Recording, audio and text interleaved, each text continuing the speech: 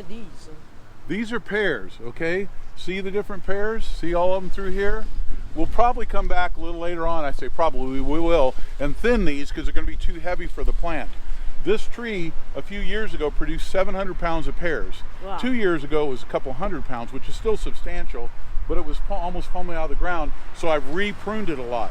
But I've also used Korean natural farming on it, methodology on it, where I use the microbes around to help, which I use microbes on everything. That you're going to hear about a lot.